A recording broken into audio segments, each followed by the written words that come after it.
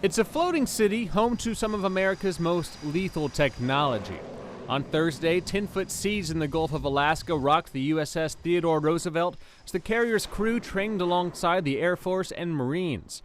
One sailor, Seal Shepard from Fairbanks. I don't know very many people outside of the military that can be like, I drove an aircraft carrier, or I launched jets for a living, stuff like that. It's really cool, and I'm proud of what I do. When we got here, there was plenty of smoke coming from different openings. From under the moon. I think it was about 6:15. To under the Thursday morning sun. A blaze burned in Anchorage, turning what was one of the city's mainstay restaurants. We started with regular fire response, and we had 3 engines, and 2 trucks, and eventually we called a greater alarm. To ash. Sea Galley, the decades-old eatery that closed for business this past October, now officially no more, burning to the ground in a massive fire on Thursday. It's a cold Wednesday morning in Wasilla, but behind these doors, things are heating up. In 4, 3, tap it out. This funky fitness craze is taking studios by storm, and it's made its way to Alaska. How we doing? Kangoo Jumps combines cardio and strength training using these low-impact boots.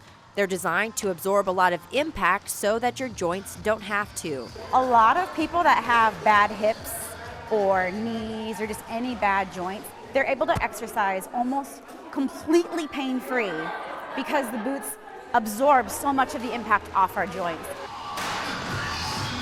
Hagen is a certified instructor and helped open 5 clubs across the state.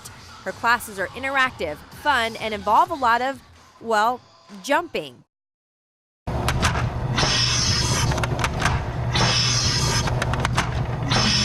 Inside the Student Nutrition Building is a mass production of meals, but not just any meals.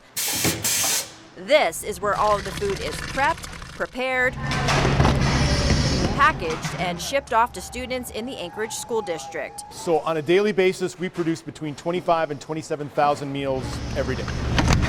At the elementary level, lunches are produced here on a daily basis. On this day, the cold component being packaged, broccoli and pears.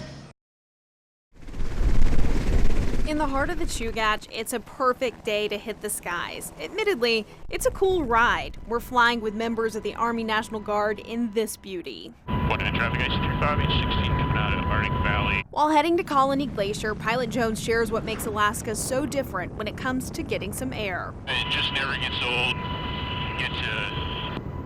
You get to do something different every day, and the perspective from the cockpit and from the crew seats is really something in Alaska. It's something that's really just can't be duplicated. But navigating gorgeous scenery also requires skill. I've got to go through the Alaska Range, the Mendeleevans, all of the ranges that just don't have any reporting. In Alaska here, you have to kind of be your own weatherman because the distances in between weather reporting stations and forecasters is so vast. For fiscal year 2018, the Department of Defense announced nationwide it did not meet recruiting numbers for Army or Air National Guard. But in Alaska, it seems the fleet is growing. We have CH-47s, Black Hawks that do just lift utility missions and medevac Black Hawks, a light utility helicopter, the LUH, and we also have fixed-wing C-12. Creating an opening for pilots. We have had a lot of interest in the flight program.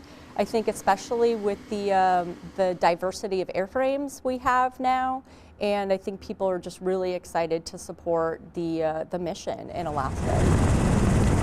The National Guard is looking to utilize a recruiting tool dubbed the Street to Seat program. The Street to Seat program allows someone who's never been in the military to join the military, go to basic training, and then go through the warrant officer candidate training, and then go to flight school. So you're bypassing some of that military experience, which is what we traditionally get. But make no mistake, it's a competitive position because candidates could be up against people with prior aviation experience. But Lieutenant Colonel Edwards says while the pilot may be steering the Black Hawk today, it takes a whole team to prepare for takeoff. As pilots, we get a lot of the credit for the flying, doing the mission. We get to go out and do all this cool stuff, but there's no way we could do any of what we're doing without our maintenance and support personnel. According to an Anchorage-based flight school, earning a pilot's license could cost at least $10,000. Candidates for street to seat are expected to fulfill both active and reserve commitments. At J. Bear, Victoria Taylor, Channel 2 News.